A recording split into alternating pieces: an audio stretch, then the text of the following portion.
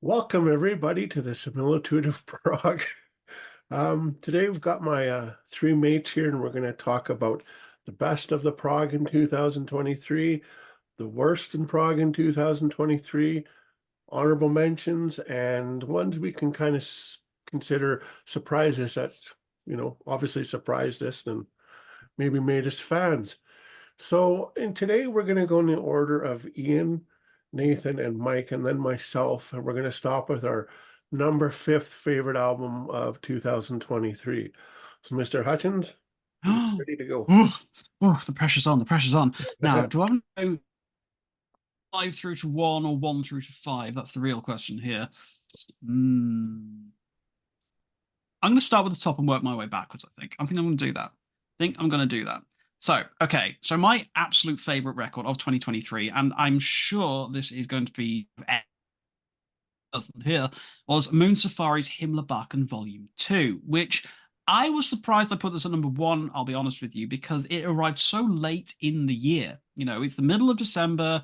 I've got my list in place. Everything's in its solid, position. And then kicks open the door and goes, "It's safari time, baby." And I'm just like, oh no, I am vulnerable. I am vulnerable to the Swedish masters. I can't help it. Um, huge fan of this band. Absolutely adore them. Not much more I can really say that people don't already know. Waiting for it to come out. And then when it finally hit, it was worth every single second of that time we've been waiting since Himmlerbarken Volume 1. It expanded so much on what we'd come to expect from that album. It's bigger, it's bolder, it's more adventurous, it's got a greater scope of sound variety and flavor across the entire breadth of its significant runtime. The epic is incredible, the little moments are incredible, compositions, musicianship, everything about it just hit the chord for me. And even though it was like last minute entry, hit me out of the gate, I couldn't it actually unseated my number two position, which really shocked me. I'll be honest with you. Do we want to do like all five? No, we'll take turns going Oh, around cool. one at a Sure. time. So yeah, that's my number one, Himmlerbacken Volume 2. Perfect. How about you, Nathan? Um, yeah, I guess starting the other way from number five was kind of what I was thinking. I'll do that next. Was um Okay Good Night, The Fox and the Bird was my number five record of the year. Have it here on CD. Um, yeah, I just was really surprised by this one. It kind of came out of nowhere for me and just really blew me away. It's a concept album, has a bit of progressive metal feel to it, but a little bit of a folkier vibe at parts. There's incredible female vocals, and I just love the story. It's very beautiful and kind of whimsical at times, and it's about these different animals and their journey throughout this kind of meeting other animals and going through these kind of dark moments, and some of those are highlighted by some pretty heavy like dark metal kind of moments as well on the record. But it's just very cool with some like short, cool instrumental bridges between tracks, but also some really great songs that I thought was was really impressive and was a great. I don't think it's a debut record, but it's the first one that I came across from the band that really impressed me. Yeah, I I've love heard that lots album. of good things about it, but I haven't heard it myself. It's really good. I It's really absolutely good. love It's it. really It's so amazing. Right, Mike? yeah. I guess I'll start with my fun word. So I've already talked a lot about all these records, um, but the one I wanted to highlight for my fifth spot was Green Lung, This Heathen Land.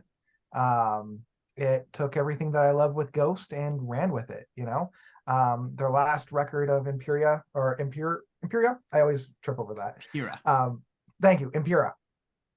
It was fine, but yeah, Green Lung took what I loved about Meliora and their first three records and kept going on with that.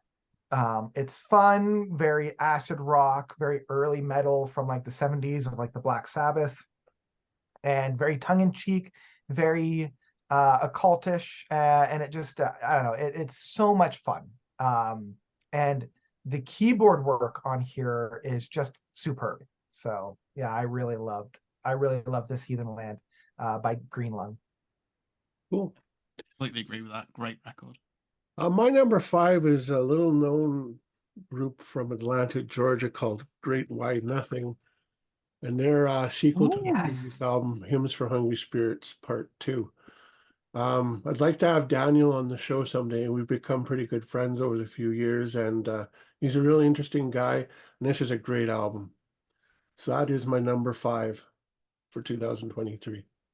That's a really good pick. It's one that I keep meaning to come back to because I gave it a couple of spins earlier on in the year and really enjoyed what I heard. Then like a whole bunch of records started coming out at once, and I was like, now I've got to start listening to these as well. You know, the eternal problem of reviewing stuff on YouTube is that you feel like you never get enough time to spend with each record. No. Mm-hmm. Okay, yeah, it was my 20th album because of just again, if this album would be a lot higher if this year wasn't just so freaking good. Yeah, exactly. I've obviously given the game away with my number 1 already because I forgot to read the rules properly, but you know, that's me for you. But it's fine, okay? Let's just pretend that didn't happen, you know? So my number 5 pick, you know, let's pretend Men in Black your memory of that stuff. Okay, so my number 5 pick 23 was a debut record that came out this year, and It All Began With Loneliness by the Anchorette. I have adored this record. It is so good. I just love how dense it is, how much there is going on in every single second of it, and how it's sort of really between the sort of classic progressive rock and the sort of darker patches of heavy metal. You know, it's got this real sense of style, a real great feeling of atmosphere to it all as well. And the saxophone use in it is top notch. I really enjoy this. And it's just much fun with this record. Every time I listen to it, I feel like I'm uncovering something new. So it's a very layered, very multifaceted album. And I'm so excited for what these guys have got coming next. Really can't wait to follow their career. They're absolutely wonderful people, so friendly, every single one of them. You know, whenever they talk with their fans, and it's wonderful to see them so receptive to everybody who's been enjoying their music. But it's not, you know, without merit. It's an incredible record and such a strong debut that I'm just so pumped for whatever comes next from these guys. Yeah, I've been loving it. Absolutely loving it. I gave it a spin when it first come out. I should go back and listen to it, I think. Oh, it's brilliant. I love it. Yeah. Very good. Nathan, your number 4. All right, my number 4, it's kind of behind me down here. Haken, Fauna is my number 4, which I know from discussions on a prior video, I'm probably higher on this than probably the general panel. But I really love what they did here because I feel like it blends their past works, but flavor as well. So I thought that was a cool approach that they brought in some of that earlier prog moments, especially like Elephants Never Forget with that like Gentle Giant-y stuff. But then they also have a lot of their more modern, heavier gent kind of stuff still going on in the mix, but then like electronic pop kind of stuff also in the mix to kind of add a new flavor. So I just thought it was Haken done expertly well, that they're just, you know, they're dialed into what they do, and every record they just do it supremely well. And so this was another solid entry for them that just grew on me over time throughout the year as well. So had to put it in my top 5. Yeah, their track Sempiternal Beings still like it's very quickly becoming one of my favorite tracks from them. It's what I love most about progressive rock, in that like the first handful of listens I was like, I don't know about this one. Like I didn't get it, I didn't connect with me, but then like 7th or 8th listen to, it's like, oh, okay, now we're getting there. Yep. Yeah, love it. Awesome. Unfortunately, that album still hasn't spoken to me yet. Yeah, that's fine. You know, it's one of those ones. I enjoy it, but I just there's something about it. Maybe one day I will have the breakthrough and realize never force yourself to like something is always my that is best true. advice on these things. That's very true.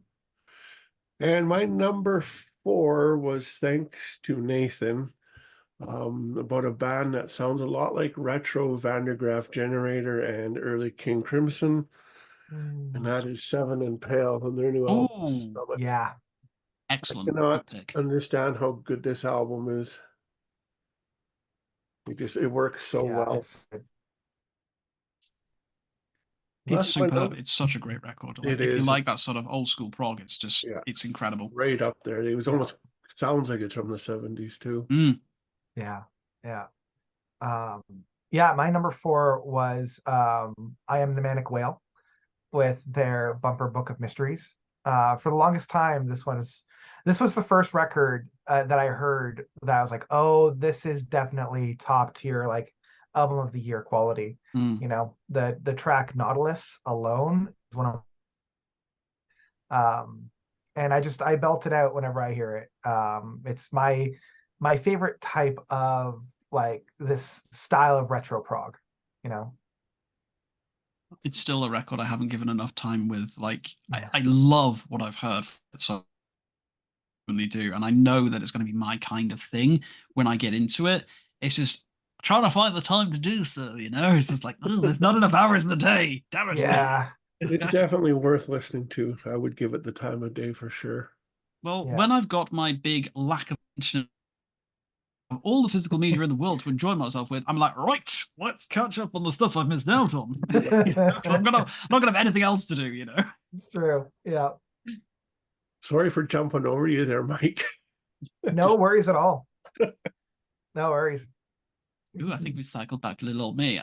My number 4 pick is Earthside's "Let the Truth Speak," which is definitely one of the stronger records of the year for me. I love how much variety there is on this record. I feel like the band have really sort of pushed the boat out in terms of what they want to achieve with their music. Like the first record, God, the name's gone completely from me. A Dream in Static was an incredible achievement when it first came out, and it did feel like it was going to be those one and dones, like Native Construct kind of ended up being, which I will still lament until the end of time. But this is about Earthside, who actually have come with a sophomore record, and it's everything I was hoping and expecting it to be from them. It really did sort of like build and build upon that cinematic scope and scale that they really felt like they were just touching the void with a little bit on their first record. And I feel like they really fully realized what they wanted to do with their music. And I absolutely love it. I think it's such an accomplished record, and I cannot stop listening to it. Yeah, it Yes. really surprised me because like their first record was very, very strong. And I'm like, okay. And much like you, I'm like, oh, it's going to be a con. Mm-mm. I'm glad what we got, but I will forever yearn for another. Oh, And then when they announced for another, I'm like, oh, okay, let's see, right? And they surprised me. They surprised me because this is, I would even say this is better than their debut. yeah, I think I'd agree with that. Yeah. Yeah. Yeah, I love this too. It's just the cool scope of it, just cinematic and epic in every way. It just really blew me away when I first heard it. Yeah, Mhm. it's amazing.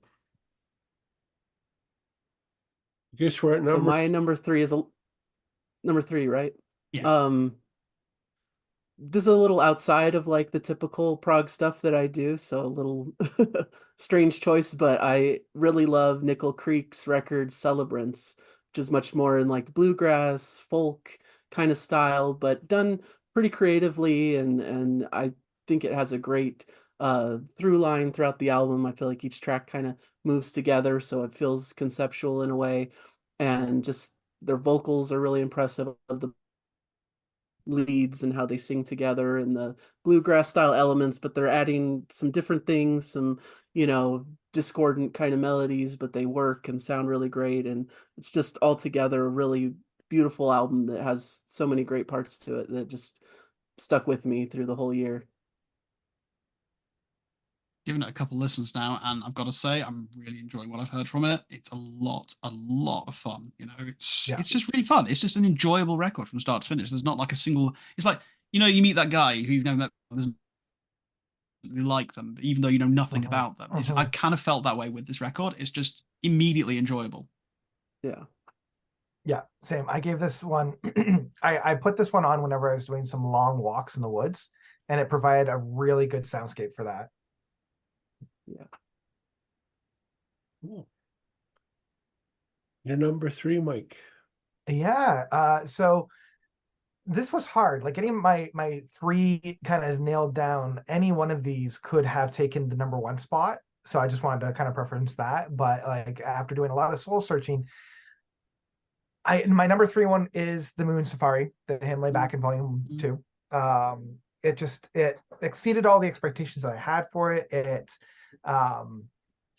when a long awaited album, I always have to kind of like, please be good, please be good, please be good, right? Because I've been burned a number of times by long awaited albums. And luckily this one delivered, and it delivered even more than I thought it would. So yeah, about Moon Safari, it solidifies why Moon Safari is my favorite band of this like style. And it's probably my favorite like progressive rock band of the modern era. So yeah, and they just proved it once again of why they are. I love their harmonizing. It's to die for. Yeah, it's kind of sets Like, them apart from anybody. There's that moment in Between the Devil and Me when the very first like big vocal harmony kicks in shortly into, I was like, oh my god. Oh, Like yeah. when that happened, Yeah. I was like, oh, my boys are back. They're back, baby. I was so Yeah. happy. I was so happy when that happened. And then, like, come on, Am, I absolutely. love their vocals in that one too. It's just, Yeah. it's the best. Taking I love different it. turns and stuff. It's great. Yeah. Yeah. I do wonder if Emma Stone will ever actually listen to that track and be like, it's about me. I hope so. Yeah. Anyway. My number three was Southern Empire's Another World. I was really big into Civilization, and I was kind of didn't know what to expect when they told us, oh, what is his name? The original singer. It's gone from me now as well. Anyways, yeah, they redeemed themselves with this album. And like you said, Mike, this could be vying for my first, second, or third circle. Yeah. Album of the year. I think everybody should have this in collection, regardless if you like it or not. That's my number very three. Good. Amazing. Cool. Right, number three for little old me. It's No Spoon's Opus. Oh yes, I love this album. I love it very, very, very, very, very much. For me, this out Haken, like it was doing everything we're doing, like back in their sort of Aquarius or sort of Visions era, taking that idea and sort of moving with it. So like when you got the branching paths where Haken went to the mountain, No Spoon went with Opus, sort of branching it to that point in time. And I really do feel like it's almost a message in a bottle captured in time from like the mid 2010s almost, like going back almost 10 years, but not in a sort of like a derogatory fashion. I mean it in an extremely positive fashion. I feel like it's a refreshing retro blast of modern progressive metal. It's incredibly long, it's incredibly complex, it's got a weird narrative going on inside of it. It's got a really odd spoken word bit, which I don't vibe every single time it comes up, but hey ho, nothing's perfect. But it's a great fun time. Every single minute of the record provides something new, something interesting, something creative and bold. Possibly the main thing holding it back is that it does feel like it is riding the coattails of its influences quite strongly, which I can give them. But so help me God, if they do it on record number 2, I'm coming for him. It's like, no, you have found your identity. Now you need to sort of explore it more. Come on, you're better than this.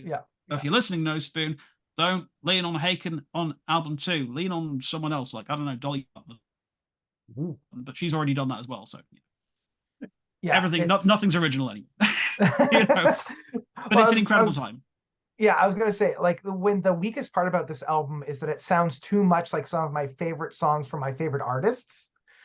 Yeah, it's like that's exactly the worst part of it. Sounds a little too much like my favorite tracks from my favorite artists. Oh no! And my diamond shoes are too tight as well. It's like, oh no! What a problem to have. But it's a lot of fun. It's a fantastic record, and it has a circle on the front of it as well. So Yeah, it's a great prog. For sure. Yeah. And continuing on from there, my number 2, No spoon. Yeah. Okay. Is that a physical CD? Physical CD Ooh, just check came that in this out. morning. Amazing. Love Amazing. it. One of the That's first fantastic. copies ever, right here. Hell Oh, yeah. man. Where did you Love order it that. from? From Laser CD. Yeah, that's why They I just saw that they had stock there too, but yeah, they just barely their got it this Bandcamp week, I site think. doesn't yet. Yeah, Jeez. It's really, really but cool that you got it physical. yeah, I'm excited. Yeah, me And I'll too. probably pick it up on vinyl if it ever Oh yeah, comes. Then I must Oh, admit, I'm 100%. holding back. Yeah, I'm holding back for the 100%. vinyl release, but I'm all over that like a dirty rag when Yeah, that I'll be happens. buying You that know, it's after like, we're done here.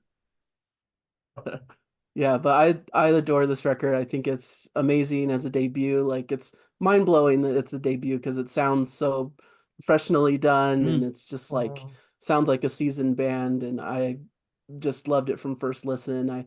I went to sample. I ended up listening like the whole record like past midnight, and I was like, I can't stop yeah. listening to this. It's that good. And it was But it you who brings brought it to all my attention as well. It was Yeah, I was you who gonna brought say, it to you're the my one that brought it attention. to us. Yeah, yeah. yeah, I had to like put it in the group just like right Yeah. after I heard it. I'm like, So- everyone. You So weren't just wrong. You weren't wrong. No, it's brings the best parts of Haken and Dream Theater and all Yeah. the prog metal that I love all together in one brilliant record. So just yeah. absolutely love it. Well, Mike, your number two is My number two. Yeah, so my number two, this one is interesting because it's a very divisive album. I feel as if people either love it or they hate it. I've seen it on a number of best lists of the year, as well as a lot of the worst lists of the year. Whenever I see an album like that, I immediately get excited, you know. And that album is the Avenged Sevenfold album of Life is But a Dream. You know, and it's so interesting because another very popular album similar to this, which was Sleep Token, and their album Take Me Back to Eden, I think it was called. And that album has been getting a lot of praise. It has been getting a lot of notoriety, and for good reason. But I feel as if everybody's criticism of Life is But a Dream, I feel for Take Me Back to Eden. And very similarly, I feel as if all of the praise and all of the hype that people are giving to Take Me Back to Eden is how I feel for I almost feel like I'm in this weird kind of like, are we listening to the same albums? Like, did these albums get switched at birth in some ways? Anyway, the music is phenomenal on Take Me Back to Eden is another thing. The music is phenomenal on Life is But a Dream. That Avenged Sevenfold take for this record. I love the experiments that they take on this record. I love that they're incorporating the spirit of progressive rock on this record. And when people are like, oh, I can't stand this record because they don't follow conventional song structures or I'm like, boy, you guys wouldn't last a second with Dental Giant or Right. Van de Graaff Generator. You know? Especially not Van de Graaff Generator. Good lord. Right? It's like, okay, so like these guys, at least like the longest track is maybe 9 minutes long. Like, anyway, in this track, Nobody and Cosmic gets me into tears every time I listen to it because of how beautiful it is. And I think that this album is a triumph, and I really hope that the naysayers of this album eat crow in maybe a couple of years where this album really gets a chance. When I saw it as Melon's like least favorite record of 2023, I did think of you. I did think of you. It was like a dagger in my heart when I was watching his takedown. I was like, the number one worst record from the Melon. I was like, have you actually this as your worst? Like, really? That's your worst? Really? Like, we must have listened to two different albums. Yeah. I don't know. It's fun. I really do enjoy this record a lot. And now I've never much cared for Avenged Sevenfold. I've never cared about them. They've always just been one of those bands that have existed. They've just been there and they're fine. What they did with Life is But a Dream is so adventurous, so just completely fearless of them. They was like, do you know what? Screw it. We don't care. We've done this stuff in the past, but do you know what? We're doing this time, and we don't really actually care what anybody thinks. We want to make this music. But what I really, really sincerely hope, feedback they've received from this record from mainstream press and all sorts of people who basically just sort of go along with us. Like, oh yeah, it's crap. I've not listened to it, but it's crap because such and such said it was terrible. Blah blah blah. I really hope this doesn't stifle their creativity on their next record. I sincerely hope that they take what they've done with, just carry on doing what they want to do, not what people tell them they should be doing, because that's the band I now like. I like the fact that Avenged Sevenfold have done this. They've been unafraid to make this, and I really hope they don't get some cold feet about doing something similar in the future.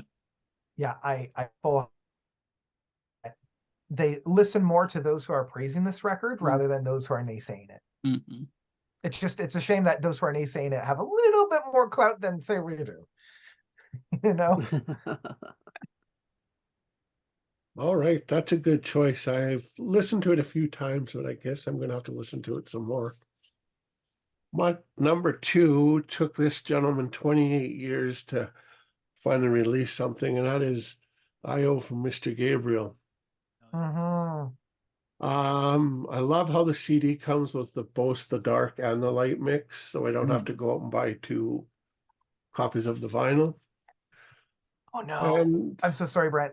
I just found out that a contemporary of mine, Crash Thompson, also put Life is But a Dream as the #1 worst album of the year. Oh no! oh no! Everybody's but like, come on, Crash. Not anymore! No, he's still a great guy. You should follow him. Crash No, Thompson's usually great. Crash I'll is look very into it, yeah. interesting. But yeah, my Anyway, number I'm so 2 sorry, Brent. No worries. I.O. by Peter Gabriel, number 2. Yeah, IO. I got the did you get a chance to listen to the inside mix on the Blu-ray yet? No. It's very interesting. Because I got the 3 CD mix for my dad, the dark side, the bright side, and the inside. And we both absolutely love it. I think my dad likes the dark side mix a little bit more because it's a little bit more like popularly mixed, I think would be the best way to put it. Like it's much more using like a little bit more popular and accessible type, because it's a little bit more independent. It's got a little bit more dynamics within the mix. And I love I said this in my review, but I almost feel as if by giving us both mixes, it's going to do to the music recording industry the same thing that Lord of the Rings did to the movie making industry. Like a lot of people might not necessarily watch those movies and be like, "Ooh, I'm going to be the next Viggo Mortensen or Hugo Weaving." I want to be the next cinematographer. I want to be the next director. You know, I want to be the people behind the scenes rather than the people in front of the camera. And I feel like seeing how this album was made and seeing the 2 mixes, it's going to be having people be like, "Ooh, I want to be a new producer. I want to be a mixer. I want to be a masterer of these albums." Yeah. I agree. Yeah, love it. And I mean, Peter Gabriel's my favorite artist, right? So I'm going to love anything he puts out. Yeah. Okay. So my number 2, well, this was my number 1 for like most of the year. I'm not going to try and pretend otherwise until the Swedes came along. We're like, haha, nay. It's Omnirod with The Immensal Rise, which is, for my money, one of the most absolutely ball-busting progressive metal albums I've listened to in some.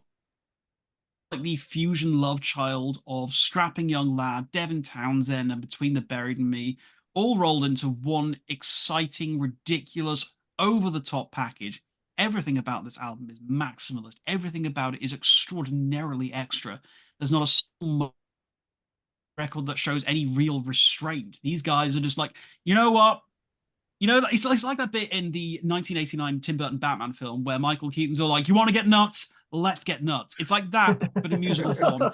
And it's just exquisite. It's so good. And it's my record of the year, according to my Spotify stats. It was the one I listened to the absolute most of the year because I just kept on coming back to it, because every single time there was new nuggets, there was new things going on, new little things which I loved more than the last time. And it was only at the last second that they were pipped to the post. I recommend this record to anybody who really wants an extreme experience, who really wants progressive metal which challenges boundaries in terms of what's acceptable and what's not acceptable in music, because it's so fierce, it is so brutal, and it is so unafraid to be what it is. It's one of the most refreshing listening experiences I've had in the 2020s, and I adore it. Yeah. Yeah, it kicked my balls. Like this album, it was like, you're having a walk down Main Street and Yeah. suddenly out of a back alley, it's just like, ooh, and like, That's it. oh, Oh no, Wait, no, mommy, daddy.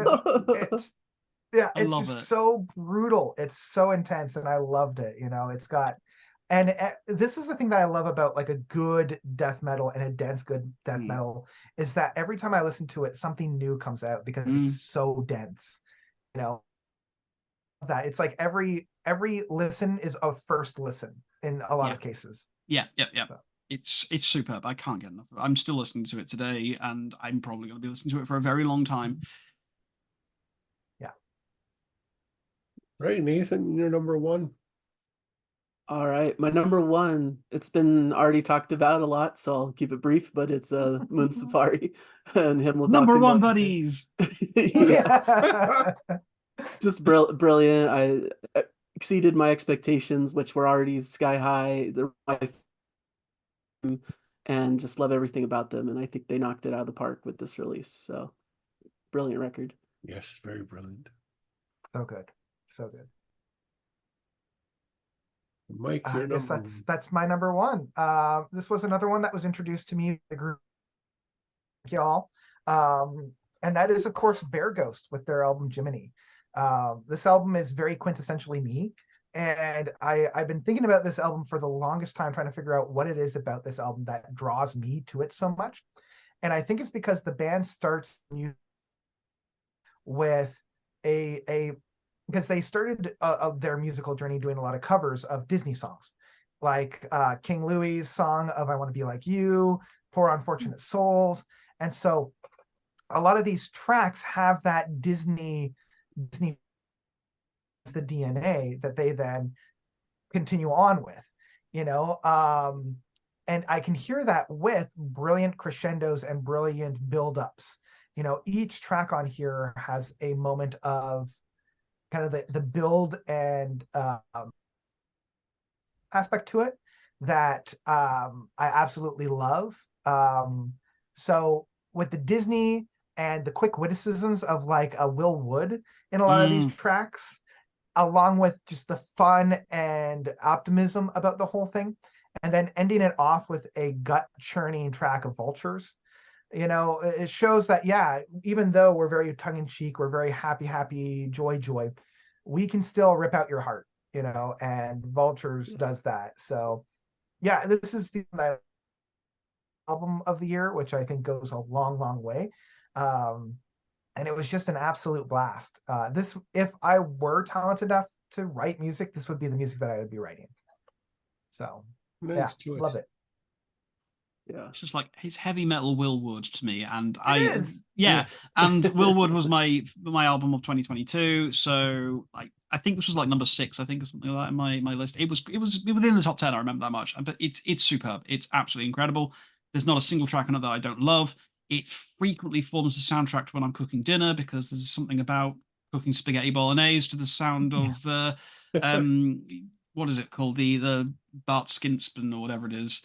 I don't know, the one where he basically goes off and does a full Eminem rap. I can't remember which one song it is. It's absolutely incredible. I love this album so much. Excellent. My number one is a very emotional album to me. I think that's what attracts me to music, is the emotional side of things. It can calm you down, it can bring you up, bring you down, and a lot of it you can even picture being there at the same time as it's being recorded, or if it's a concept album, it takes you right there. And that's what Our Crust's debut album has done to me. Okay. When I listen to it, I can actually visualize them in that cabin in the woods, not a bag over my head or anything, but just because I want to see the stuff. But it takes me right there as if I'm one of the characters. And that's why this album is number one.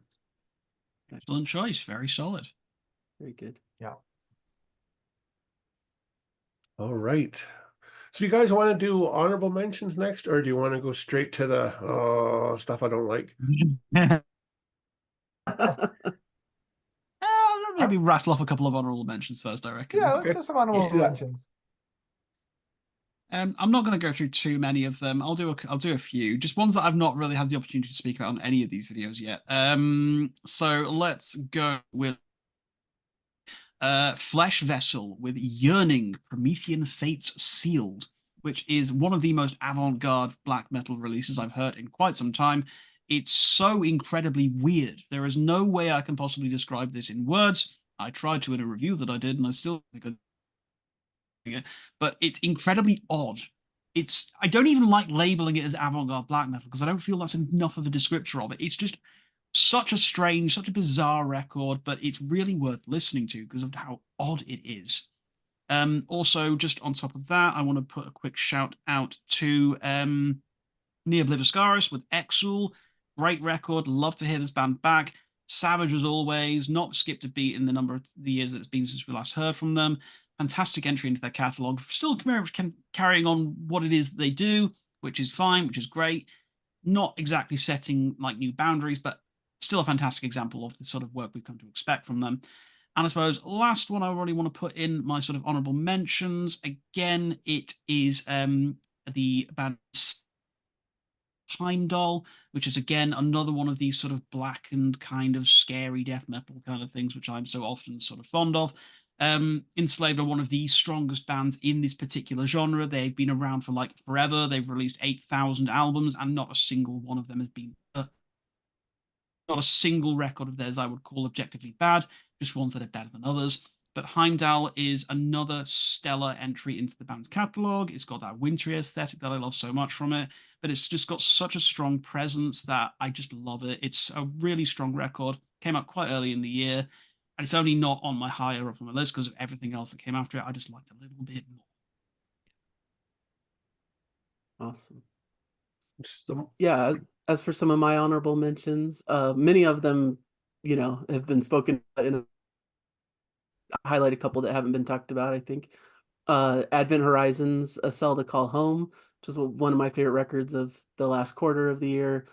Just really cool band that I didn't know of before that just plays a great melodic modern prog rock. Of Father Robin and their the Songs and Tales of Aroia. Kind of a weird release because they released this big box set vinyl that had all three parts, but the wide release has just been like the first two books and not the third one yet. But really Norwegian prog that just sounds classic, like it was plucked out of the 70s, and just really cool concept album with a lot to it.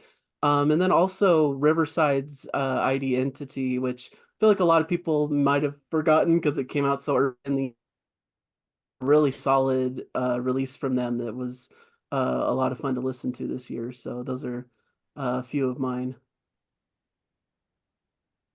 Those are great. Yeah, I can do mine. I'll section these off into different styles, just to kind of decompartmentalize the different genres that I love to listen to, right?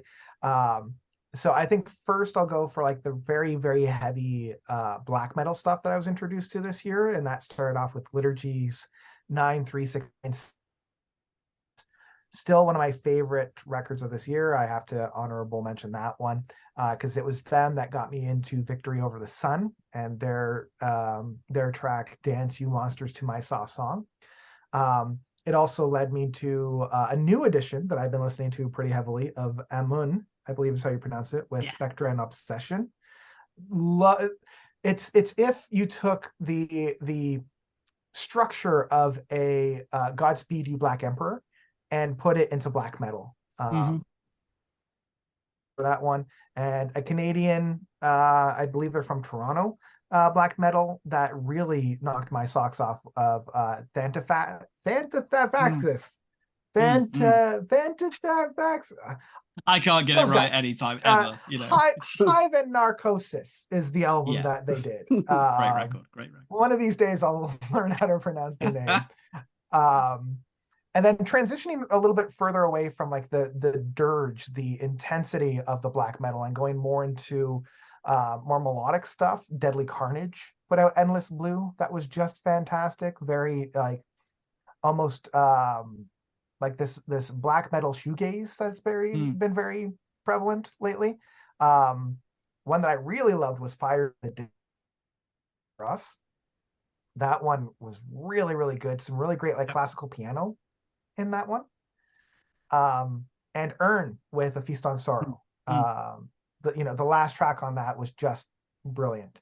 And then getting into Prog, Kite Parade with their retro. We already talked a little bit about Mo Spoon. We talked about Temek and Haken. Stephen Wilson, his album of the Harmony Codex, I thought was really, really good. Hamina put out Romancing the Ether, which is just a single track that I absolutely adore. Crownlands with Fearless. I felt like for us that was like the album of the year for the longest time. Because that was making the rounds in our and each one was slowly discovering it, right? And then finally, Great Wide Nothing, which we had talked about at the beginning, and Zop's sophomore record with Dominion. Absolutely loved. So yeah, those were all my honorable mentions. Nice. I'll go quickly through mine. RPLW's Crime Scene was a brilliant album. Love that. And it would have ranked higher if it didn't have so much bloody competition. Yeah. Crownlands, like Mike said, this is Rush Point 2. I don't want to call it that because I think they're different than Rush. And I hope they have a good future. I know they will. And we have the Manic Whales new album. Yeah. Quite good. And Theocracy has a new album out called Mosaic. Very good. Looking forward to hearing that one. I'm not going to say too much about that other than everybody should own it. But there's one album out there. If you guys are big Pink Floyd fans, check this album out. Ooh, oh yeah. Okay. It's very good. It's a good one. Actually, you would almost think it's Pink Floyd in a way. Not that they sound that much, but it's maybe a cousin of theirs. Like it's very close. That is gonna go on my list. Yes, I haven't seen that recommend before. it. Yeah. You'll enjoy it. Hell yeah. That's my honorable mentions. Amazing. All right. We'll do surprises and disappointments, and we can combine these two just for time. Okay, sure. We'll do like the fifth surprise and the fifth disappointment or something. Yeah. Whatever. Whatever you feel like. Yeah. We'll make it work. Okay, so surprises. Let's start with number 5. One surprise for me was a record by a band called Sermon, and it was their record of Golden Verse. And this was one of the early surprises of the year for me. And I describe it is kind of like if you took Ghost, but you removed the sense of humor. And I mean that in a good way, This is Ghost, but if they were taken a lot more seriously. This is less hammer horror like it is creepy. This is not played for laughs. This is Ghost if you didn't play it for laughs. The band is basically this one guy called Hin, with the capital H, and he's got this freaky looking golden mask and smoke and mirrors and all sorts of stuff. But it's extremely good music. I just did before somebody recommended it to me, and I was blown away with how much I enjoyed it, that I went out and bought the limited edition gold colored vinyl like the very same day that I listened to it. I enjoyed it that much, and I spun it over and over and over in the early part of the year, and it just absolutely just blew my mind. I loved it so much. On the flip side, Sermon of Golden Verse. I think you will enjoy it quite a lot. It's definitely got your vibe about it. On the flip side, at number 5 on my disappointments list is Metallica. Again, I have a very long storied history with Metallica. I believe I would happily cite them as the band that got me into heavy metal in the first place. When I heard like Master of Puppets when I was like 9 years old, I think it was when I first heard it, and I was like, wow, this is the coolest music I've ever had in my life. So I've been a big fan of Metallica for like most of my life, but I kind of fell off the radar a bit with them when it came to things like Saint Anger. They brought me back a little bit with Death Magnetic and felt came back a little bit again with Hardwired to Self-Destruct, and I kind of enjoyed that record. And then I was like, okay, 72 Seasons has come in. It's been a while, and it's fine. It's fine. It's extremely long. It could have been doing with half the length that it is. It's like, oh, we've got the longest song we've ever recorded. Yes, that's fine, but does it have a point? Kind of didn't to me. And I just felt it was a bit mid. And for the biggest heavy metal band on the planet, I was honestly expecting a lot more from them.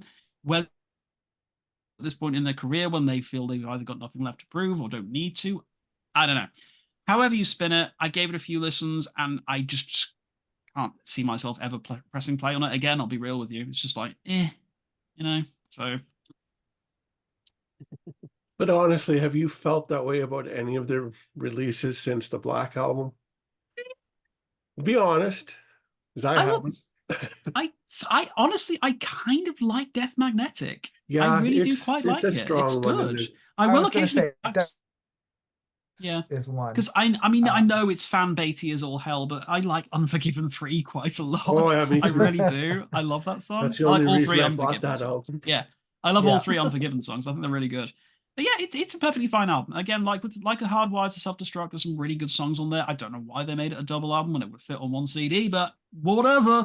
What do I know about these things, Yeah, Marketing I decision, almost I'm prefer. sure. It's interesting because I almost prefer the structure of Hardwired to this one, because like even though this one is technically longer, this one feels more like a double album than exactly. Hardwired.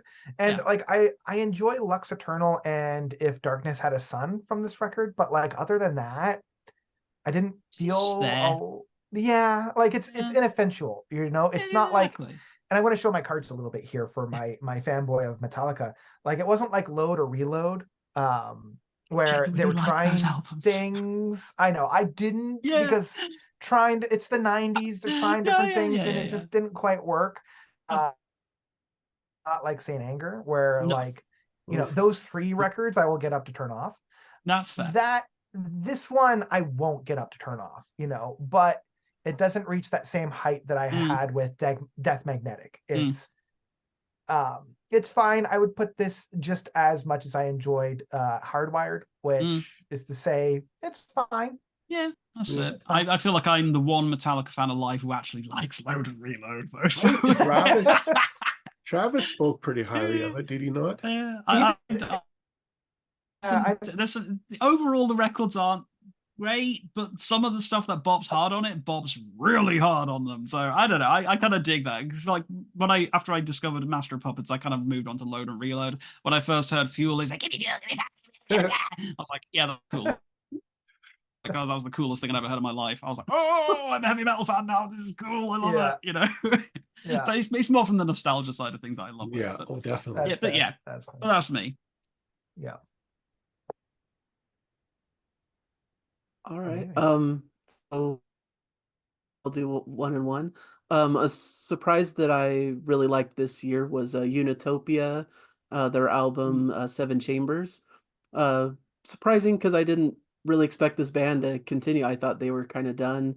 They haven't had an album in quite some time, but they reunited apparently and came out with this like pretty long progressive rock concept type album. All the tracks are pretty lengthy, has a big epic at the end that's really pretty cool. So I really enjoyed this one. I thought there's a lot of cool moments and a lot of cool on the disappointment side, unfortunately, they're one of my favorite bands of all time, but I would talk about the Flower Kings, Look at You Now, which their recent records just haven't really excited me very much. And I thought this is the first time where it was like previous album, and I just don't know why I couldn't get into it so much. It's their typical sound, but it just didn't really bring much new to the table. I really like them for their big epics and big stuff like that, and they're kind of moving away from that, it seems, into shorter tracks, and so it just doesn't really hit me as much as their classic material, and which is quite disappointing as a huge fan that I'm finally feeling that way about them, that they're not like a must-listen band anymore. Yeah, I think I definitely felt the absence of Thomas Bodine as well as Jonas Ringgold on this record, more so than Islands or By Royal Decree, because at least with both of those records, there was enough interesting things going on to make up for that. Oh, I'm missing that songwriting ship and that composition of Thomas Bodin, while also missing that tether, that bottom of the track from Jonas, you know. Exactly. Yeah. I feel the same way. Yeah. I'll do one and one. I think the album that was the most surprising for me was Yes and their album Mirror to the Sky. You know, and I came in with fairly low expectations, which is why it was one of the more surprising ones. Heaven and Earth and The Quest were one of my two least favorite Yes albums. And I still don't really listen to them all that much, but this with Cut from the Stars, Luminosity, and the title a little bit more of the proggier side, and I don't expect them to go, you know, right back to Close to the Edge or the Yes album or, you know, Tales from Topographic Oceans. But, you know, that was what made me fall in love with Yes. And they proved in their later discography they were able to still like The Ladder, Fly From Here, and Magnification.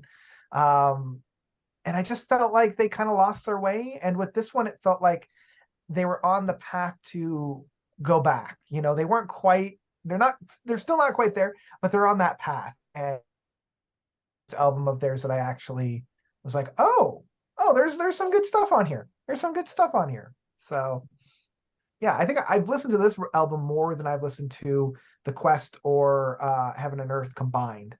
So yeah. Disappointments, there weren't a whole lot this year. I think the one that I was probably the most disappointed with was Zio and their True Waves, and it's only because of the anticipation that I brought to the table with this record, because this Zio's debut album was my number one album from 2020. I absolutely love that record. It was so fun. It was so quirky. It was everything that I wanted a modern prog group to do by pushing the music forward, always changing it on, and, you know, combining all these different genres and not having it sound like a slurry. True Waves, because it's their sophomore record, they have a little bit more like power behind the production side of things. It lacked record, and it felt like some of the features on there, once they knew they had a feature, they made a song for that feature rather than having the feature just be the cherry on top. So this one, unfortunately, was a disappointment, and that was just mainly because of the expectations that I brought to it.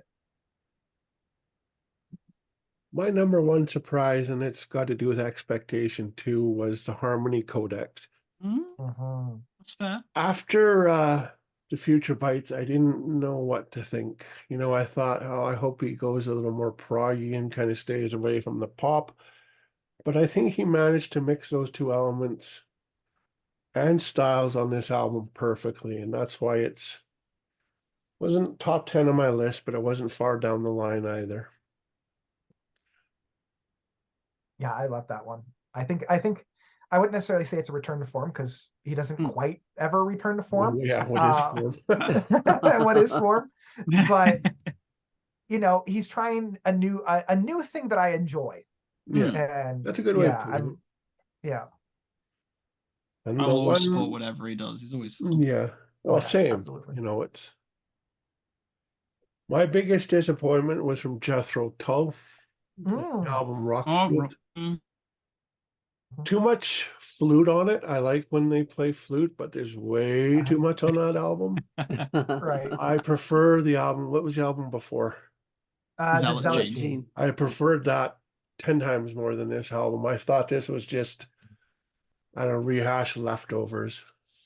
Did nothing for me, which is disappointing because I love Jethro Tull. Yeah. I still haven't listened to Rock Flute, I'll be honest with you, because I'll be real with you. I felt the Zealot Gene was one of the weakest albums in the year that it came out. I just didn't enjoy it. You know, it's just, and I think part of that for me is Ian Anderson's vocals. Unlike some of the more veteran prog scenes, they have not aged well. I mean, he was never the strongest vocalist in the world, admittedly, sure, but there was always a great style and pizzazz to how he delivered everything. But I just feel that he Yeah. should maybe just stick to the flute, you know? Well, the Yeah. rock flute was supposed to be purely instrumental. I was gonna say. Yeah. Part of me wishes Yeah. it would have been, but Yeah, maybe You're right. maybe the next one. He can't sing anymore, and it's all Uh, spoken kind of word lyrics. Yeah. But hey, Not it's everybody can be okay. Peter Gabriel, after all, I suppose. Well, no, I mean, I don't know if you guys are fans of Paul McCartney, but his voice Oh is yeah, yeah, absolutely shot too. yeah. It's Yeah. not great. Yeah. Yeah. So I guess Yeah, it's gonna happen to all of us. Yeah, rock flute I liked a little bit more, but it still made its way into the I completely forgot this album came out category. Ooh, oh yes, we're back to me, aren't we? Right, yes. Surprises. Here we go. Hey, Hackberry's Breathing Space. There we go. I had to find my document Yeah. again. I really like this one. Again, this is one that came out of nowhere for me. Like, I'd never heard of this band before. And they sort of like, I can't remember who it was or how I found it, but I found it some which way. I don't remember how. And at first I was okay. Might be a bit of Porcupine Tree, but like Deadwing era Porcupine Tree instrumentally. But the more I listened to it and the more I got caught up in the songs, the more I got out of it. It is the picture perfect definition of a record that grows on you as you listen to it. It's the individual moment to moment stuff on this album is kind of just there. You really need to take a step back, appreciate the grand picture of each individual song and of the record as a whole. And when you realize what brought you to brought you to where you are from where you started, album, it's such a treat when you just take a second to realize what you've listened to, you know. And it's when you realize what you've been listening to that the magic of the album really unfurls before you. As for disappointment, at number 4, Camelot's new album with The Awakening. Pretty big fan of Camelot for a while, to be honest, especially their early days. I mean, The Black Halo, for me, is one of the best progressive power metal albums ever made. It's exceptional. It's so good. And I've been a little bit off and on with the band since Roy Khan left and Tommy Karavik came back in, which, I mean, I love Tommy Karavik and Seventh Wonder, and he's obviously now left that band to focus full time on Camelot, which was name me a bigger disappointment of all time, basically, to be honest with you. And I remember in the early days of Roy Khan, he was trying to do a Roy Khan style voice, which was a foolish thing to do because Tommy Karavik's voice is amazing by itself. He doesn't need to pretend to be anyone else. But I suppose it was just trying to bridge that gap. And I feel like now that he's realized he doesn't need to be Roy Khan anymore, he's leaning more into being Tommy Karavik, which is fine in the context of Seventh Wonder.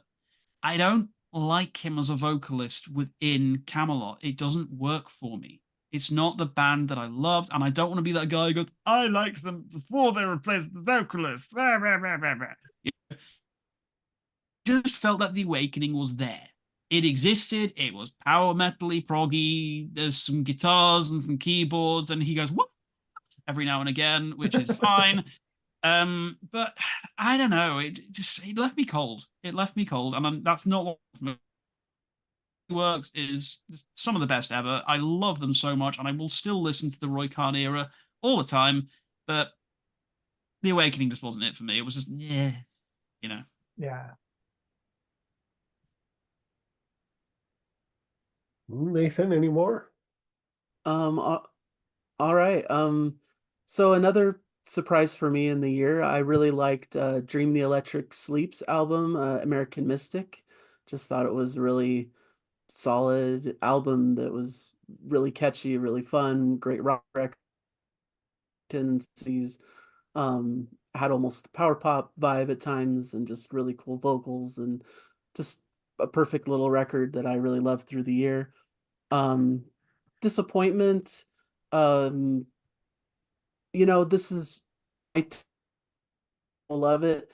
But I just have a hard time with King Gizzard and the Lizard Wizard, and pretty much both of their albums I just really had a hard time with this year. I do keep too. trying I keep trying to get into it, and it's just not really for me, I think, is no, the Petrodragonic Apocalypse, just the vocal style was a little rough for me. I just don't really care for that kind of heavy metal kind of style of music. And, you know, the other one was a bit more kind of expanded, really grab onto either. So just not really for me. I know there's a lot of fans, but couldn't really get into it. Totally fair. I know it's not for everybody, and luckily you don't have to try to keep up with their insane outpour, you know. The King Gizzard, it's impossible. Only Yeah. instead try to realize there is no King Gizzard. Yeah. It's Wait, like, No geez, Spoon's a completely different band. yeah, that's right. Oh boy. Zing. So another surprise, and again, this surprise was more of like what I was bringing to the table. I didn't really expect much from this, but the new Explosions in the Sky record of End. I love Explosion album. The Earth is Not a Cold Dead Place, I think, is like I can't even say modern masterpiece because it's like 20 years old at this point, but like it really introduced me to the post-rock movement, and I absolutely loved it. Followed it up with Take Care, Take Care, Take Care, 3 modern masterpieces. But then they started putting out all these kind of lackluster records that I didn't really care for, and a lot of like soundtracks that were just kind of fine. So I newer releases and never really got into it. Like the spark that I loved, it was kind of gone. And so when I came to this record, it was more of just like kind of nostalgia of more than anything else. Being like, okay, well, let's see what this album from a group that I love 20 years ago started to recapture that. I wouldn't necessarily say it's like top tier. I wouldn't say it's on the same level as those other 3 records, but it's definitely, you know, worlds away from those other records that they had released post those. So yeah, I was really surprised, and I could start to see what made this album so special and what made this band so special. In terms of disappointments, I should have known. I should have known with this one, and that's Rick Wakeman's Gallery of the Legend. This was following up their the Red Planet that I absolutely adored from 2020. I think it was one of Rick Wakeman's best work. Like that album could stand toe to toe with Journey to the Center of the Earth. It could stand toe to toe with King Arthur and the Myths of the Round Table. It could stand toe to toe with the Six Wives. I would go that far. This was the miss. You know, I feel like with Rick Wakeman's discography, you have the hits and you have the misses. This one was definitely a miss. I wouldn't go so far as to say it's a bad record. I would just say it's a lackluster record, and it's a record that I put on once and didn't feel anything. Which is a shame, because I think the whole concept of this is that he was literally writing the music, painting like art, and it was supposed to be like an art gallery for these tracks, and it just didn't work for me. So yeah, that was my disappointment. Well, my number 2 surprise was a group called Eloy, and the album Echoes from the Past. I don't know if you guys are really familiar with them, but their 70s output is fantastic.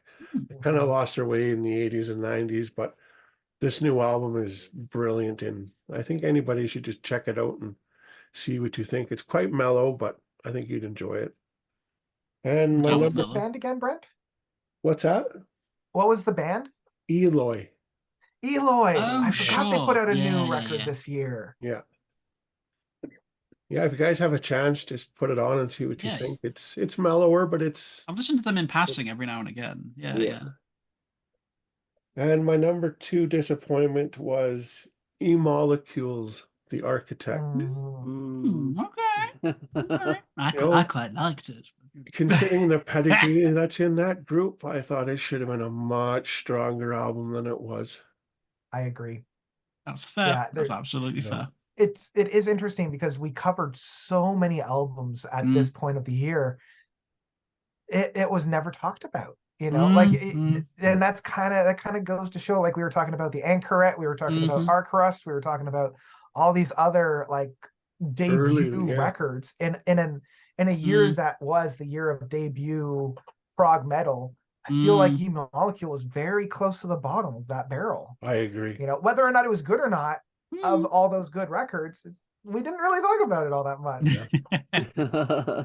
I liked it when it came out, but I must admit I've not really revisited it much. So maybe I'll take another listen and see if it's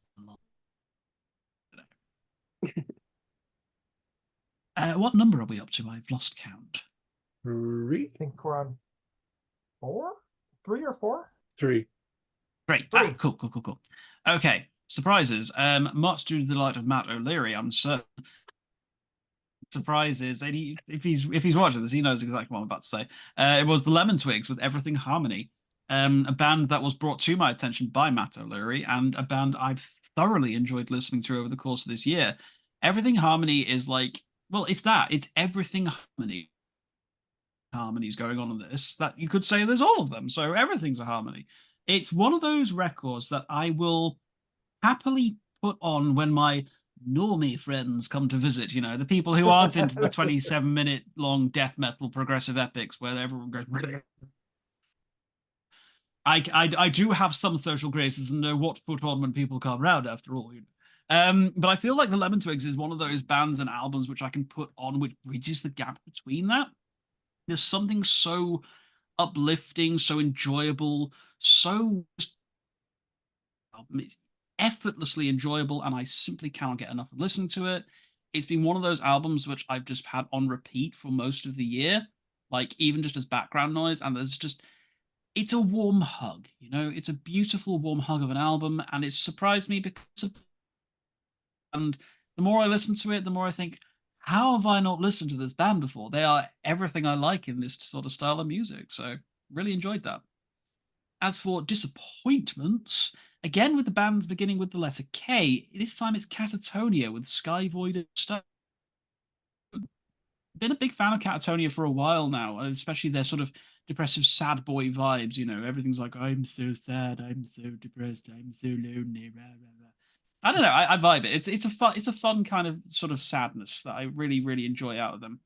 And their most recent output, it's just I don't know. It's just again, it's just one of those albums that's just kind of there for me. It's like I've always liked this band, and I don't know. There was a spark missing from Sky Void of Stars. I know it's been quite highly rated amongst some of the written progressive rock and metal review sites out there. Some of them have even ranked like as their best of the year. And I'm just thinking, what? You know, what? Really? But okay, strokes for folks and all that jazz, I guess.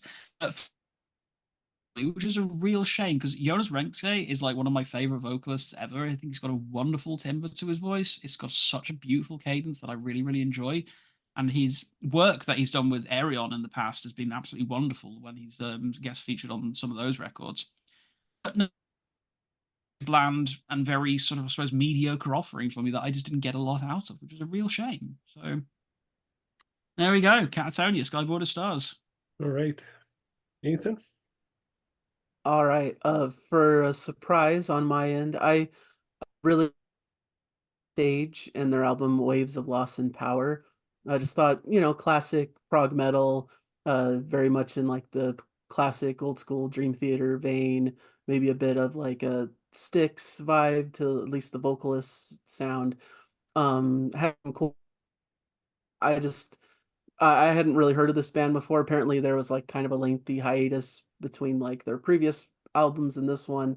But I really liked what they did here. They have some interesting like continuations of past songs that like part two, part three of older songs, but I really loved it. I thought River Flow especially was one of my favorite tracks of the year. As for disappointment, these are getting harder now, but I didn't really care for Sleep Tokens, Take Me Back to Eden. Just I heard a lot of praise at the time. I heard a lot of people excited about it, and it just didn't really live up to it for me. I just there's some interesting parts to it, but it felt a little overly long and just dragged on. There was some cool bits here and there. I like how they're fusing some different styles, but it just as a whole didn't really grab me. I've got to admit, I it's okay. It's fine. Like, it feels like you say the word Sleep Token around some of the younger progressive metal crowd, I will, like going incredibly like hype about it, which is great. I love the fact that it's bringing prog metal to the masses almost, as it were. But I don't know. It's fine. It's just not quite my tempo, as they say. Yeah, I'm in the same boat. Like for the amount of hype that this album is getting, I'm like, I expected a lot more, you know. Mhm. But I am glad that this style of music is getting the notoriety that it is. Mm. I feel like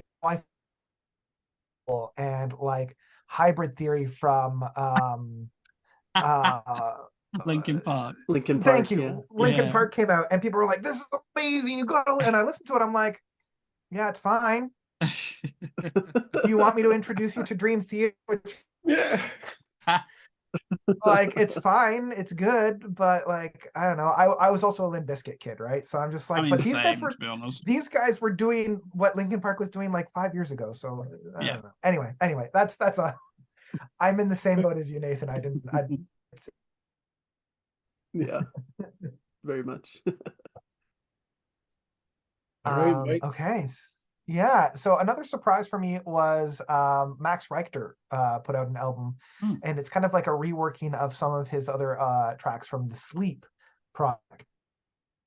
It's the Tranquility Base. So this isn't the first time that Max Richter has reworked some of his old music.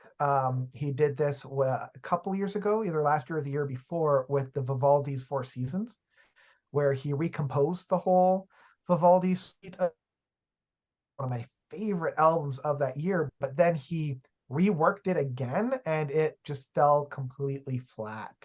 And it was one of the worst records that came out last year. Oof.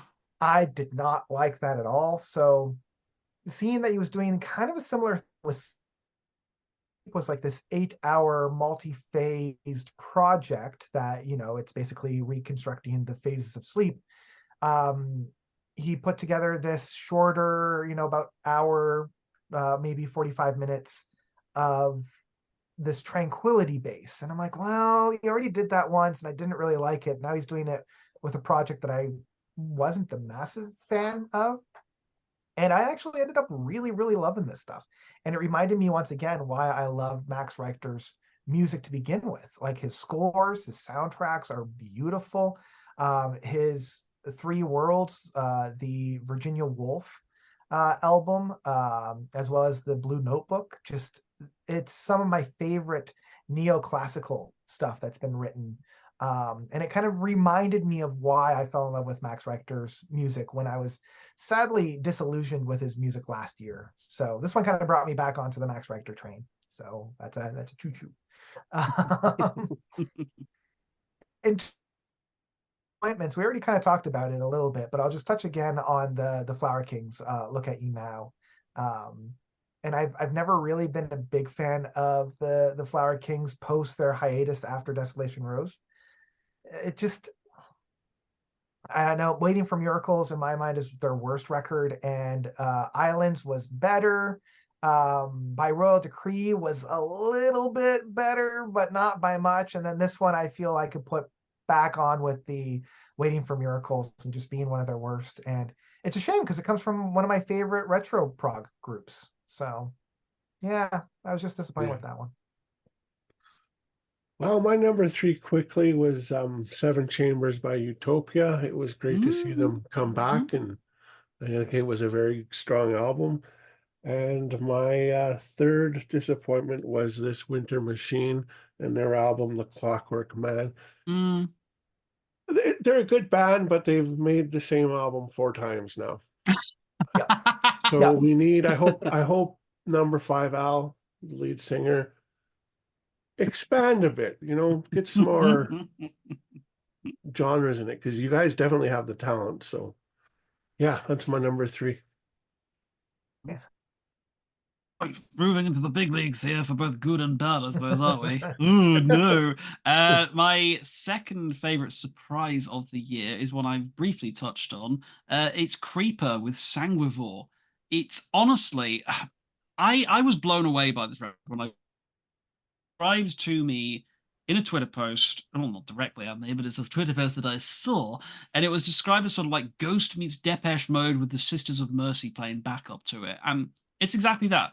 It's a sexy neon gothic vampire surprise party. It's wonderful. It's like imagine Ghost, like imagine like you know where I said Sermon is Ghost but really serious.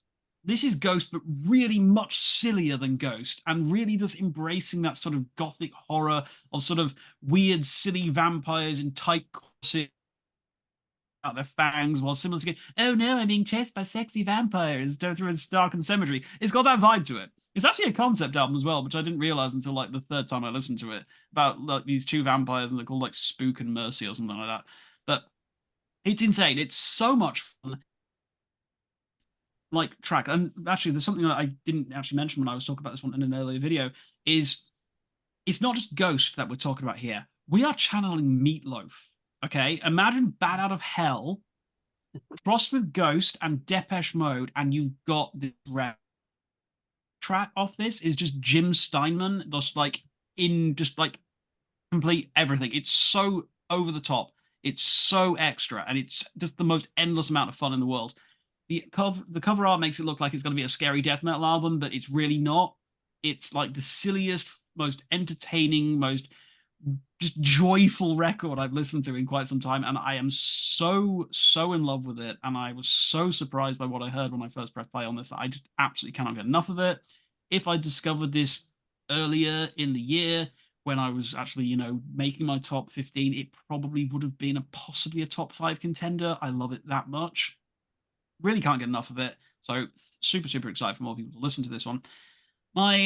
Continuing my trend of disappointments, it's a really begin with K, because so far we've had two bands that begin with a K being in my disappointment list, that being Camelot and Catatonia. And rounding off unfortunately, the 3 Ks in a row, that's not good. I feel like that section classics at the moment, but in this case, it's Kvelertak with Endling. Now, Kvelertak have been a band that I've always enjoyed the output of, especially their early stuff, like with their self-titled record, and it had this real sort of beer swilling, drunken Norwegian like Blackened Forest and stuff like. It had this real sort of energy to it. But I feel like everything since their sophomore record has just been on a bit of a downward slump. I went into this one with reasonably high expectations because I quite enjoyed the. Okay, Kvelertak are back. They're going to give us some bit of fun. It's going to be enjoyable. It's going to be. And it was another example of an album that was just there for me. It wasn't like bad by any stretch of the imagination. It was just another Kvelertak album, and I just didn't find it that engaging. It didn't stick with me, and I just feel like I'm kind of done with the band at this point. Like, I'm just not excited for whatever comes next, because I'm thinking, do you know what? You've had your opportunity with me now, and I've not really enjoyed anything from you for a little while. So, eh. So unfortunately, that was my number 2 disappointment. The next one doesn't begin with a K, so the letter is safe for now. Awesome. Nathan. Okay. Surprised that I haven't really talked about much because it's one I've heard pretty recently. But it's Squeaky Feet, and their album Cause for Alarm I thought was really a great record. Kind of more, a lot of instrumental playing, a lot of like jam band kind of style. But really great extended tracks throughout, but there's few vocal tracks as well. Just a cool variety and kind of fun and quirky. Reminds me of like some of the fun parts of like Moron Police and bands of that kind of fun, quirky style. So that was a highlight for me, and probably would rise up in my list if it came out earlier in the year. For disappointment, it's kind of been mentioned already, so but to piggyback off of it, Jethro Tull's Rock Float also was one of can't really get into the modern Jethro Tull as much. The vocals are hard for me to get into, and just isn't really up to the heights of the classic material, and it's been hard for me to get into. So that's my disappointment. Yeah, that's fair. Mike? Yeah, we're getting into some really fun surprises here.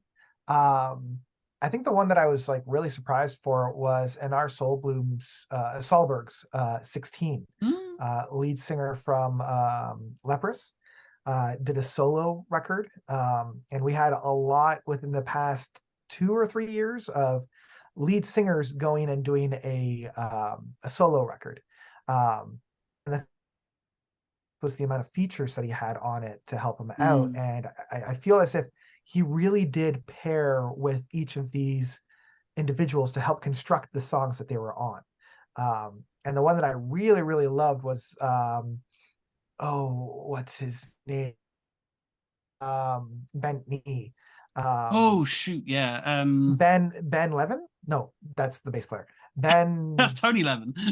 yeah, I think it's Ben, that. his name. Yeah, Ben something. Yeah. Maybe, yeah, maybe it is Ben Levin. But yeah, where he really did like push the boundaries for Inar's comfort zones, and created this like almost jazzy hip hop track.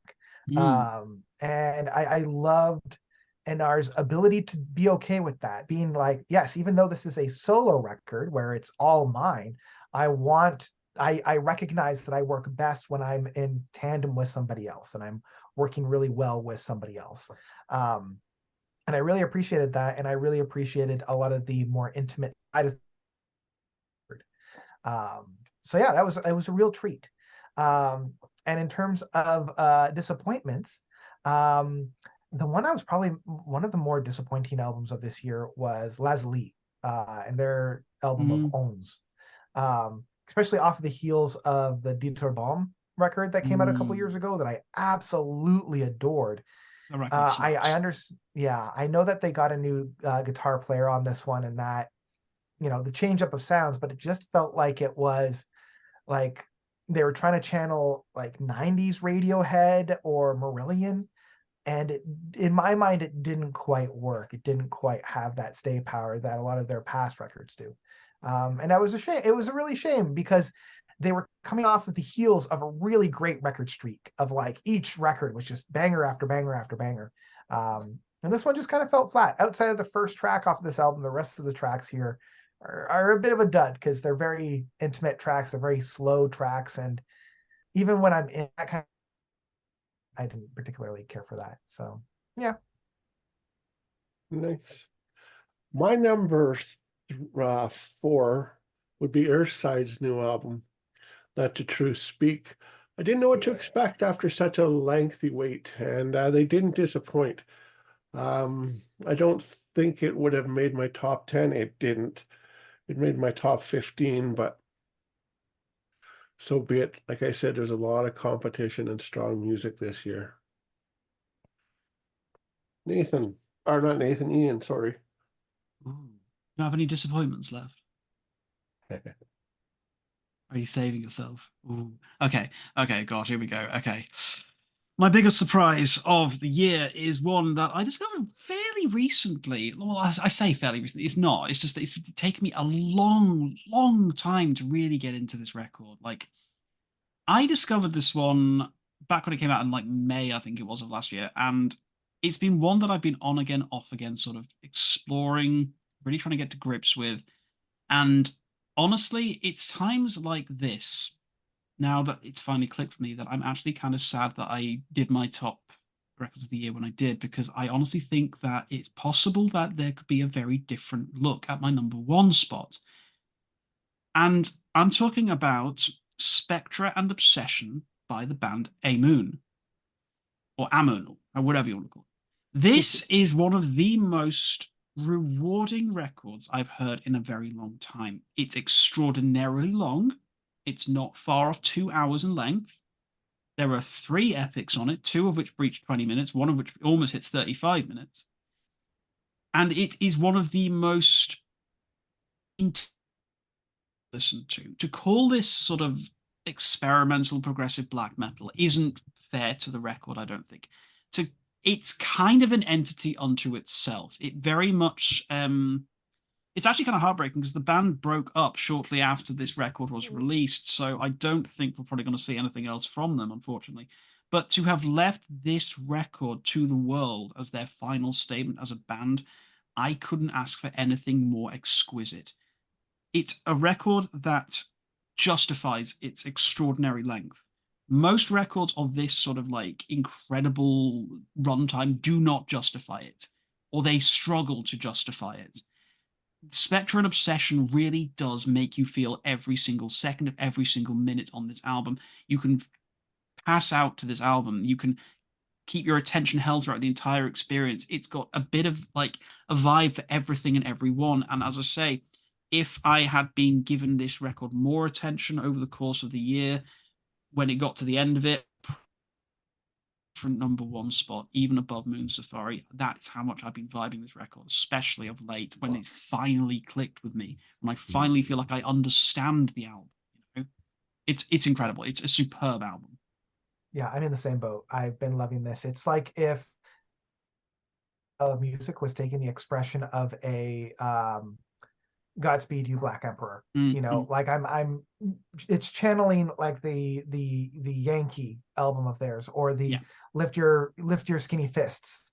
Yeah. You know, it's so freaking good. Disappointment. Oh no, I don't know if I'm ready to. I don't know if I'm ready. No, she wasn't ready. My number one. Now, bearing in mind what we think of when we think of necessarily of bad albums, we just think of albums that fail to live up to our lofty expectations of them. And with that in mind, my number one most disappointing album of the year is Haken's Fauna. Oh. I am legitimately going to say that my most disappointing album of the year is Haken's Fauna. And I want to sort of clarify that before people decide that they're going to make little voodoo dolls of me with my silly little beard, my little beanie hat, and start putting pins in my eyes, going, "Oh, it's definitely." Okay. I love Haken. I adore Haken. They are literally one of my favorite bands of all time. I discovered them back in the day with Aquarius back in 2010. I emailed the band and got a copy of their demo album, Enter the Fifth Dimension, before it started selling like, which is hilarious to me because it's literally a CDR on a little, whatever. It's quite funny how much it sells for. I was obsessed with the band, obsessed with them. I used to listen to Aquarius and nothing else for months. I used to listen to Visions and nothing else for months. The Mountain, Affinity, everything. I listened to everything obsessively. I could not stop. I have listened to Fauna not that many times. I've liked the things I've heard from it. I've enjoyed my time with it. It is a very good album. It is, in fact, a great. For me, it probably hear my housemates laughing downstairs. I don't know what they're laughing at, but I can hear them. They're laughing at my terrible opinions about progressive metal. That's what it is. But for me, Fauna just fell. It was They're still very funny, apparently. It was a stumble for me, like in terms of how strong their discography has been and how obsessed I've been with everything they've made. I've deep dived into the lore of everything. You know, I literally designed a D&D campaign with like the final boss of my campaign was a mind flayer called Octobius Rex, for crying out loud, you know, and I had a whole big thing where I was going to play the entire Cockroach King suite over the big boss battle, you know. I have been obsessed with Haken since they've become a thing. Why I do feel justified in putting Fauna as my most disappointing album of 2023. I gave it a great review. I gave it a glowing review, and I still love the album. But as a Haken record, for me, as a fan since day one, I don't think it's good enough. I think it is by the numbers. I don't think it's doing enough different. I feel the band has reached that point in their discography now where they are comfortable with where they're sitting, where they are unwilling or, God forbid, unable to push the envelope any. I feel like we are now at the precipice with Haken that we were with Dream Theater after Black Clouds and Silver Linings came out, where it feels like maybe the band has reached that point in their career where they have experimented with as much stuff as they're willing to do so and are now happy to sort of coast along on this style that they've created for themselves. And I hope to God that doesn't happen, because I do feel like maybe with the transition of Peter Jones back into the band, they were just letting him, figure out what he's doing, whatever.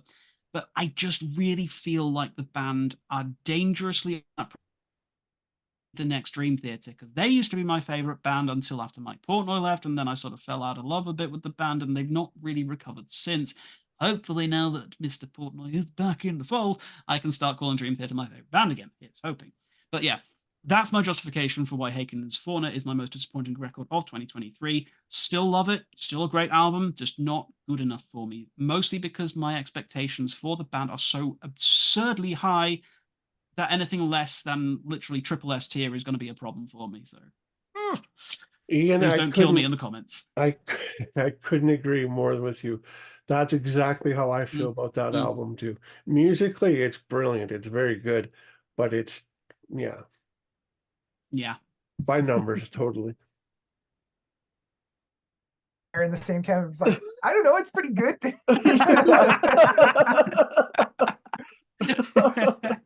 But listen, I'm glad that we have these sort of differences of opinion, because I've always maintained, if we all agreed on the same things, how boring would life be, you know? Yeah, absolutely. Yeah. Oh, Ooh, I need to lie down after that now. Yeah, I know. You're also, I was gonna say, you're also not alone in terms of writing a Dungeons and Dragons campaign for and around Haken stuff. I did a whole puzzle box and from Vector. Anyway, it was like they were lost in an insane asylum, and one of the head doctor was Dr. Ross Jennings. I love that. My biggest regret in life at the moment is that my time zone does not match up to the time of your. Be all over that. I would be all over that. It would have been a lot of fun. Yeah. Ross Jennings was a mind flayer the whole time. Oh my God, I love it. Yeah. It all makes sense. Yeah. Oh, That's awesome. Nathan. All right. So I can't go with one of these videos without mentioning my favorite artist, so I think I'm just gonna go ahead and say it. Neil Morse, Joseph Part 1, The Dreamer, which, maybe is a stretch to say it's a surprise, because I'm, already in love with him, and it was pretty much like great, like I would think, but basically for some of his solo material that he does without the other guys that he usually works with, Mike Portnoy and the other guys in Neil Morse band and stuff like that, some of that output's been a little bit hit and miss for me a little bit in terms of some of his works. I didn't really care that much for Jesus Christ the Exorcist, which Phil now I need to go back to. But I was worried this was going to be more in that style, more like musical theater, more kind of this like expansive musical thing with the cast of characters, and it wasn't really as much my thing in his style, but it really impressed me. I just really fell in love with it. Even better now that I've heard part 2. I think it's even raising in my opinion, and so it's just really a great 1-2 punch of Neil Morse music, and it's all the things he does but done really well and varied and fun and exciting, and Neil Morse back up to a higher level after some albums that may not have been to the heights of some of his best work, but I feel like he's firing all cylinders now, and it's a really cool little bit of a renaissance for him. So I had to mention it.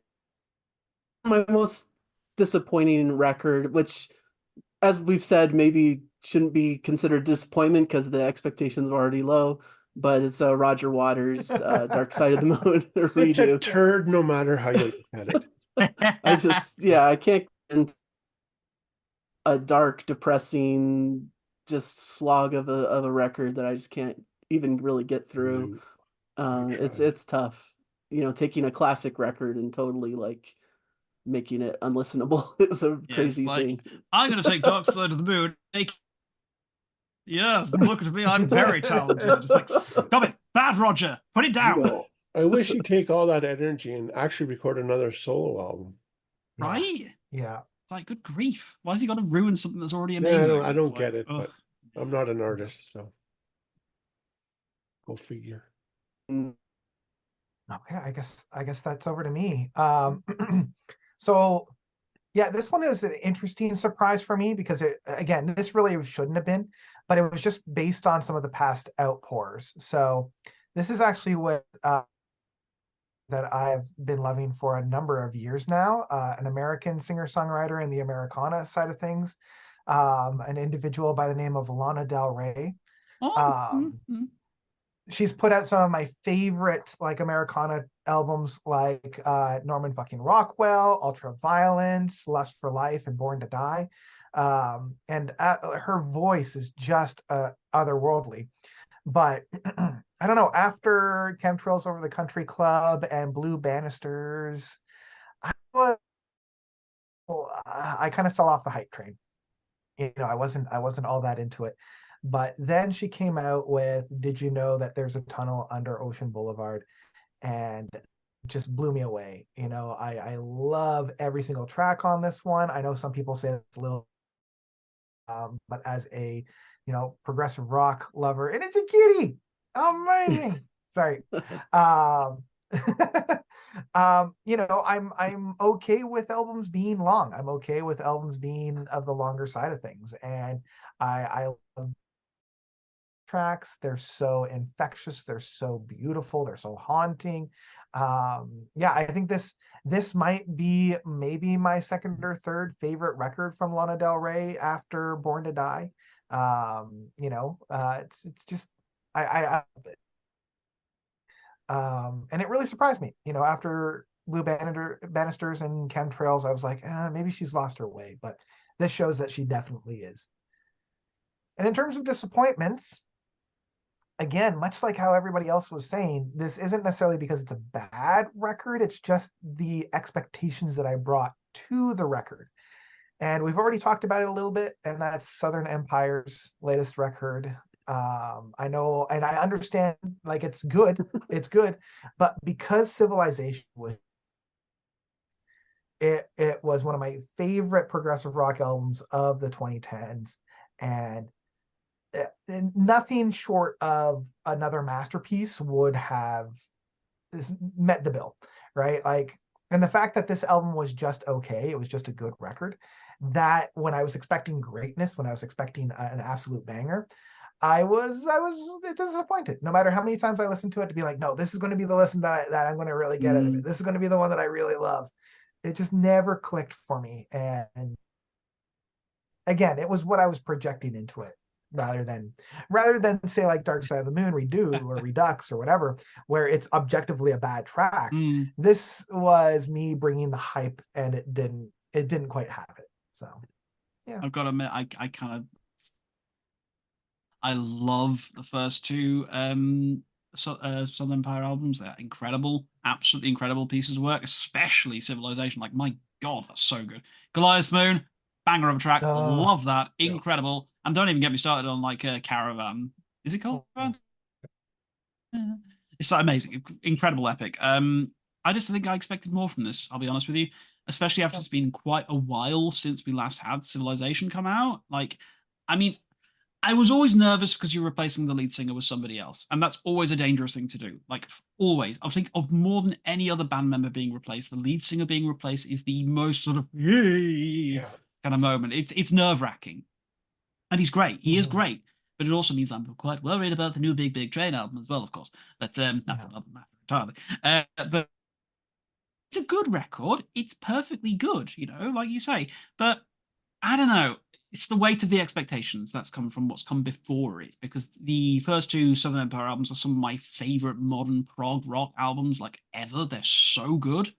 Like, like you say, anything less than superb was going to be disappointing. And I think whilst this is a truly great album, because it's not a superb album to me, I have to agree with you in terms of it being a bit of a disappointment. All right, my number one was kind of a spin-off of Threshold's, what's it called? Just the Shire album. Oh, sure, that's a great record. The keyboardist Legends of the Shire went and continued the story, and the group was called Oblivion Protocol. If you're a fan of Threshold, check them out. It's a great album. Ooh, Yeah. okay. And my disappointment is more of maybe a personal feeling, but it's a kind of a 2-4. Flower Kings and Neil Morris. Always going to be top musicians in my books. They're always going to put out something worthy that I'm going to buy. But recently, I've just kind of felt it's too samey. They're not doing much with what I know they can, because in previous releases, they've been groundbreaking. So maybe they've run out of creativity. I don't think so. But those would be kind of what I'd say would be my disappointments of the year. That's fair. Still worth having in your collection, though. Yeah, absolutely. Yeah. Well, I guess that's pretty much it, guys. I think so. It's been Been a real good fun. time. And Yeah. Yeah, this is fun as always. yeah. I still feel slightly guilty about slapping about Haken like that. I I'm sure the internet will be kind and just to me, as it often is. You know. What does that silly one with the beard know anything about progressive metal? just an He's opinion. stupid. Don't invite him on again. Wait till we have the bashing of the Dream Theater episode. Oh, jeez. Let me loose. Rev me up Oh, and let boy. me loose. I have opinions. All I right, am guys. literally so That excited was for the real next fun. record. Loved it. Catch each Great other time. later. Take care as always, buds. Hi, everybody. Bye.